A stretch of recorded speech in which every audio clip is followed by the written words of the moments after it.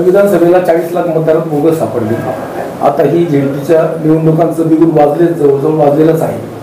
न्यायालयाने निवडणूक घ्यायला लावले व त्याच्यामध्ये सुद्धा 14 लाख मतदारांची बोगस सापडली. कालचीच बातमी आहे. याबाबत आपण कसं मार्गदर्शन करणार? या संदर्भामध्ये माननीय लोकसभेचे विरोधी पक्षनेते राहुलजी गांधी यांनी 2 पत्रकार परिषदा घेऊन यामध्ये अनेक गौप्यस्फोट केल्यानंतर या सगळ्याच विषयी एक पारदर्शकता असावी अशी सर्वसामान्य मतदाराची अपेक्षा आहे. कारण मतदानाचा हक्क हा सगळ्यात पवित्र हक्क समजला जातो. असं असताना या सगळ्या जो संभ्रमाची परिस्थिती आहे याला निवडणूक आयोगानं योग्य उत्तर दिलं पाहिजे. निवडणूक आयोगानं यामध्ये ट्रान्सपरन्सी आणली पाहिजे आणि निष्पक्षपातीपणानं निवडणुका झाल्या पाहिजेत हीच आपली अपेक्षा आहे.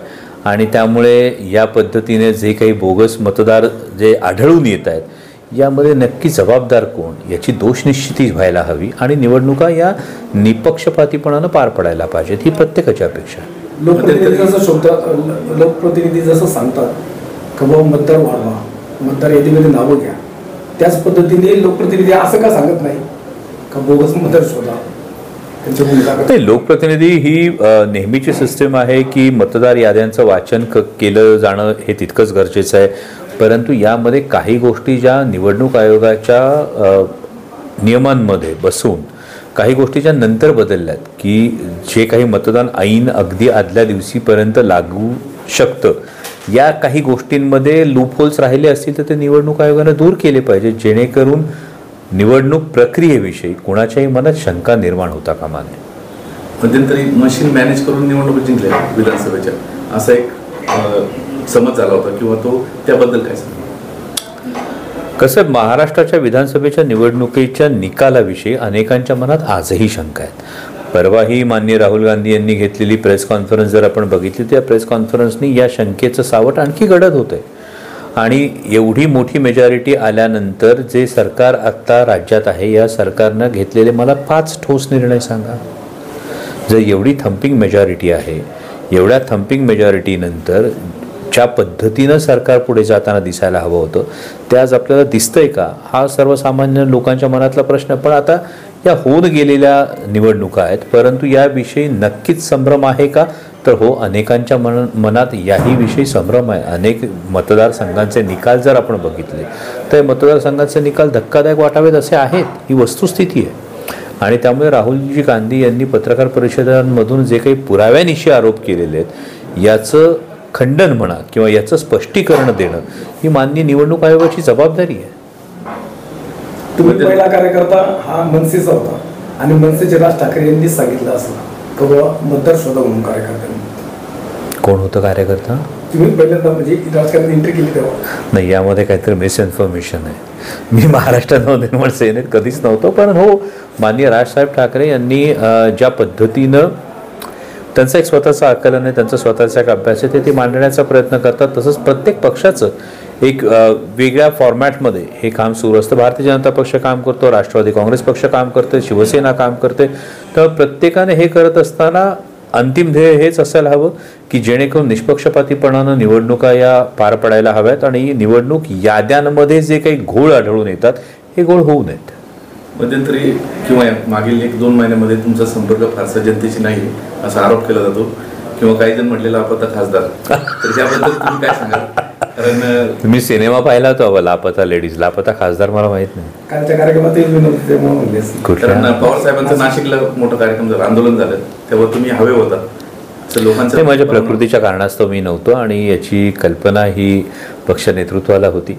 त्यामुळं परवानगी घेऊनच मी अनुपस्थितीत होतो आणि त्यावेळी प्रकृतीचं कारण होतं आणि त्यामुळे अनुपस्थित होतो. आपल्या पक्षाच्या तालुक्यामध्ये प्रचंड मरगळ पाहायला मिळते. जिल्हा परिषद पंचायत समिती निवडणुका पुढ्यात आहे, स्ट्रॅटर्जी कशी असेल? नाही, याचा सगळ्याचा उलगडा तुम्हाला नक्कीच होईल. जे तुम्हाला असं वाटतंय मरगळ पाहायला मिळते तर ही मरगळ नाही आहे. काही गोष्टी या अंडर कार्पेट ज्या काही सुरू आहेत त्या जेव्हा बाहेर येतील तेव्हा अनेकांना आश्चर्याचे धक्के बसतील. याविषयी तुम्ही विश्वास ठेवा.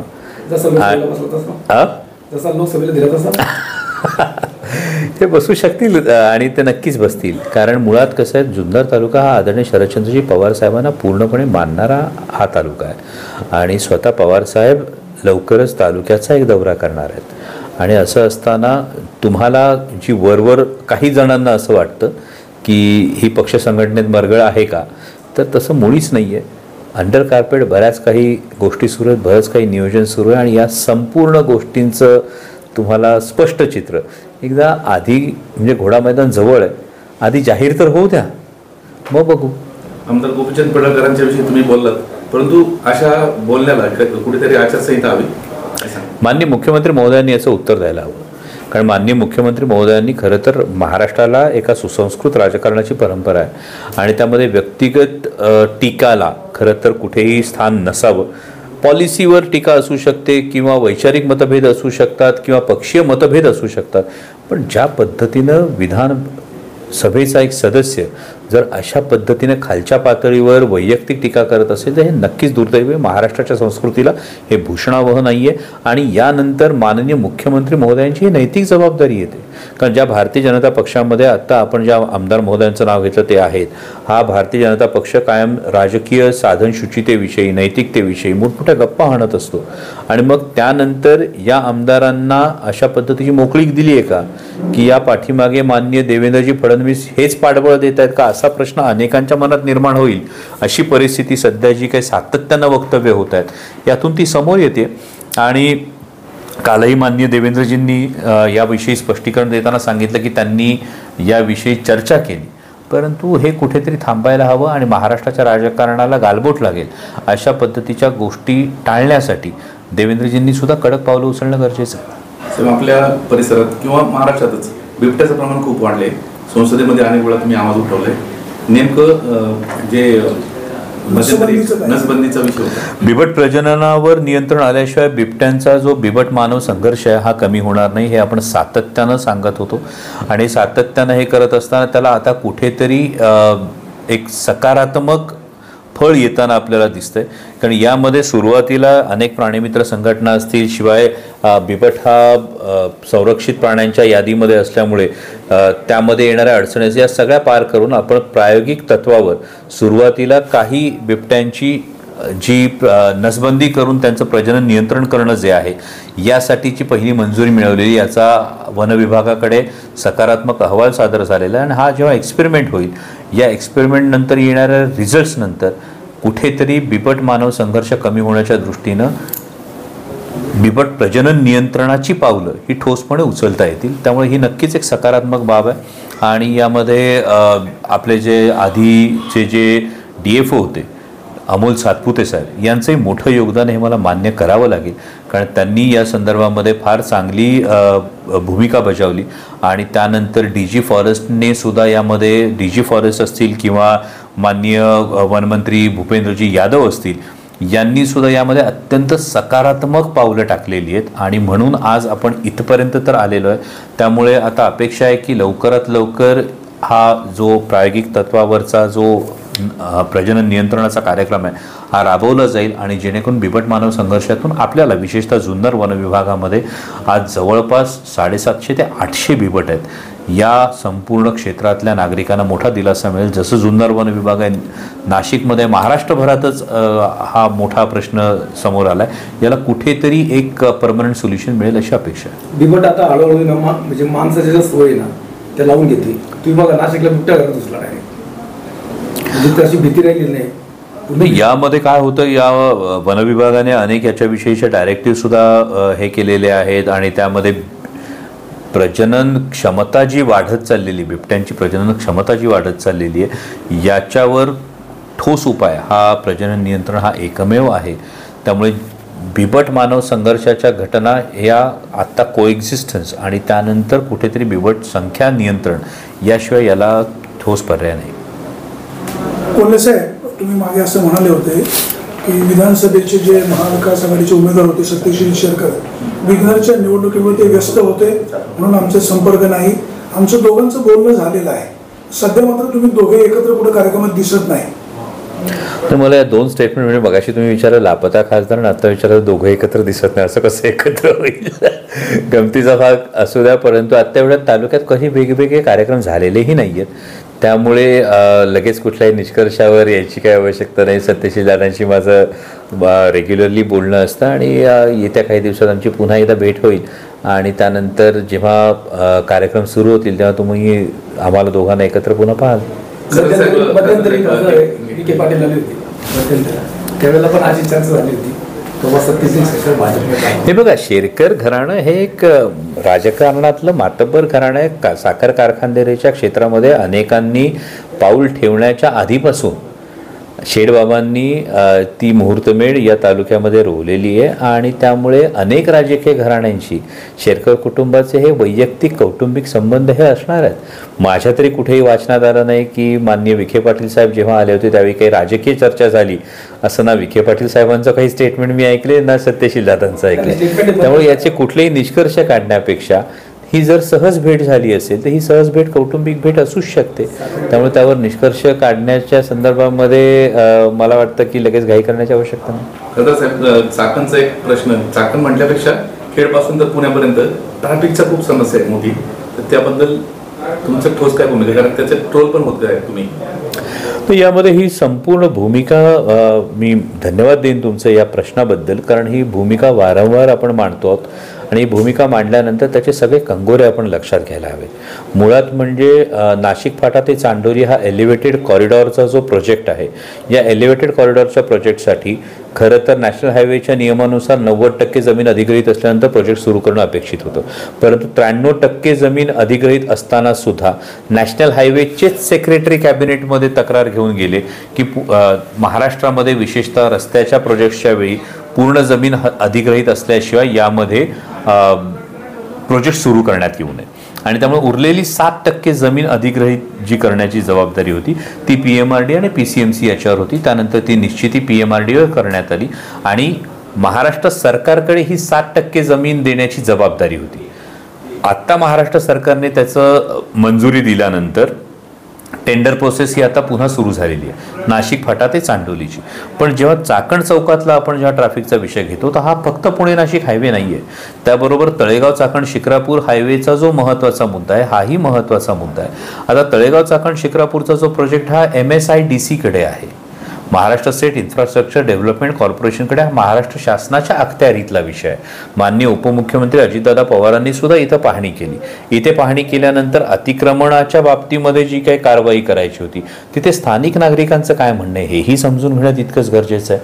कारण आपण नारायणगाव बायपासच्या वेळी जुन्नर तालुक्यामधले हे विषय पाहिले की जेव्हा जेव्हा हायवे होतो, जेव्हा जेव्हा रस्ता रुंदीकरण होतं तेव्हा तिथल्या स्थानिक भूमिपुत्रांचं काय म्हणणं आहे तेही महत्त्वाची गोष्ट आहे.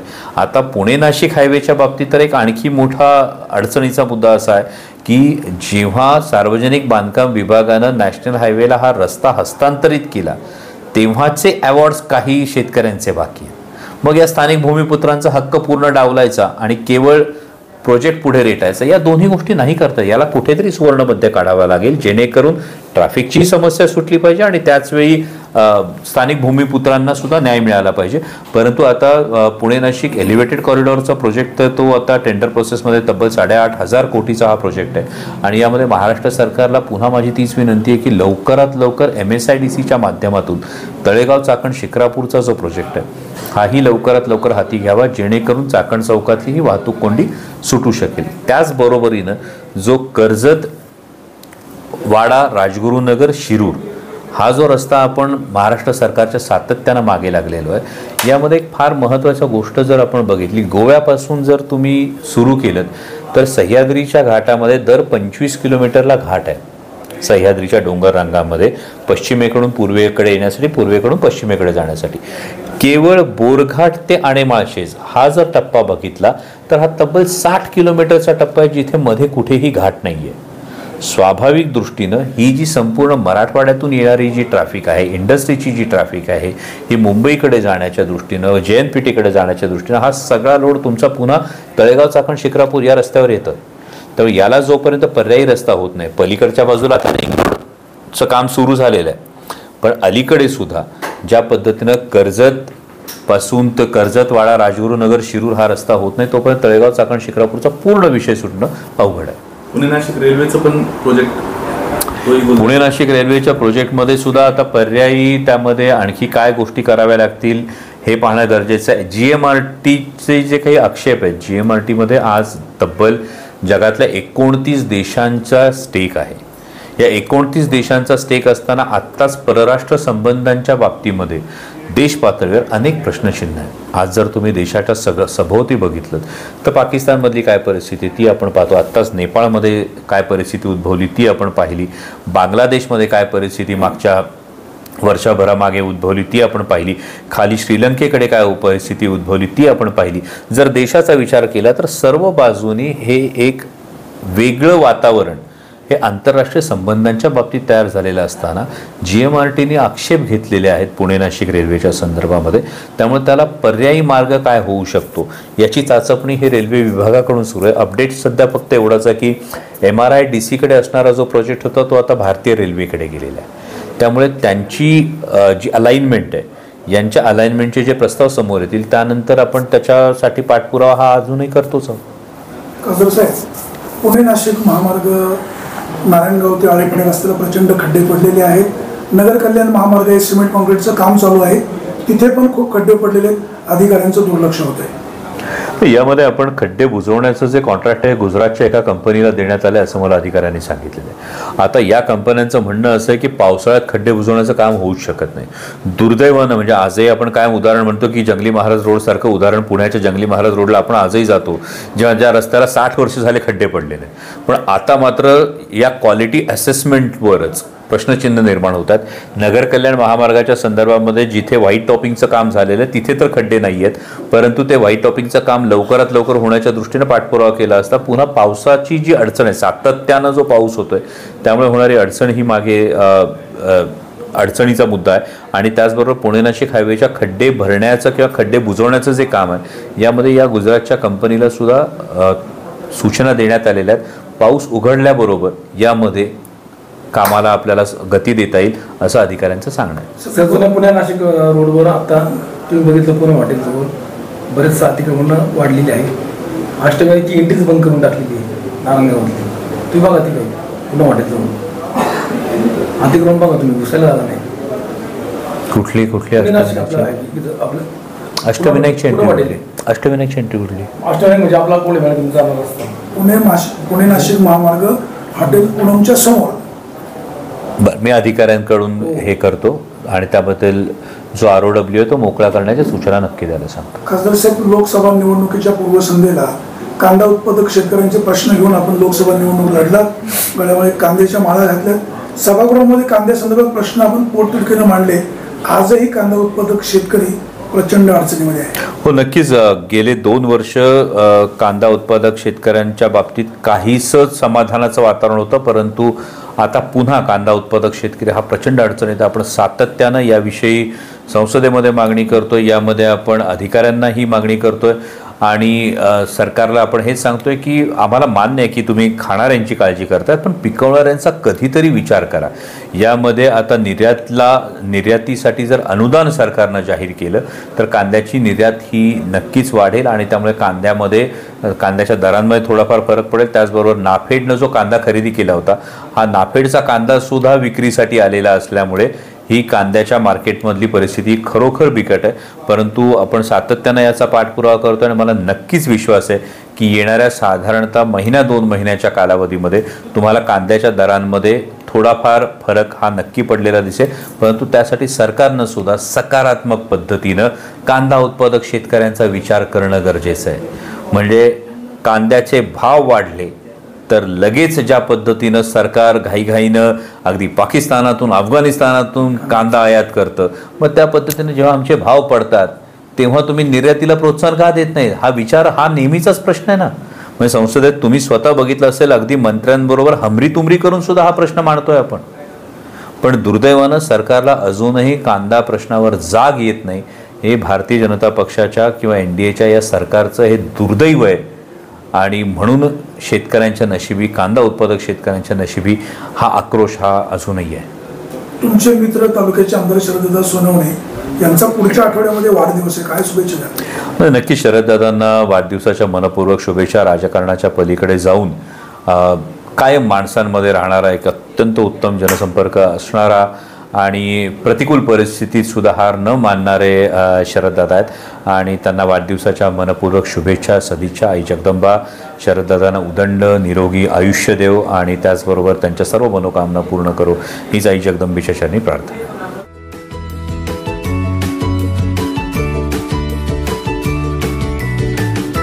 बातम्या शेतीच्या, बातम्या मातीच्या, बातम्या अन्यायाच्या, गुन्हेगारीच्या,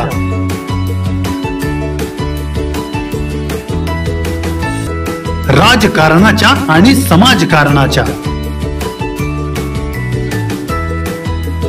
शोषणाविरुद्ध बुलंद आवाज, जनसामान्यांच्या हुंकाराची गाज, सत्कार्याला प्रोत्साहन, दुष्कृत्याला अनुशासन, निर्भीड, निस्पृह, सडेतोड, बेधडक आणि रोखटोक म्हणजेच विघ्नहर टाइम्स. शोध बातमीचा, ध्यास सत्याचा. आपलं चॅनल, आपली बातमी. सबस्क्राईब तर कराच, पण बेल आयकॉनवर क्लिक करायलाही विसरू नका.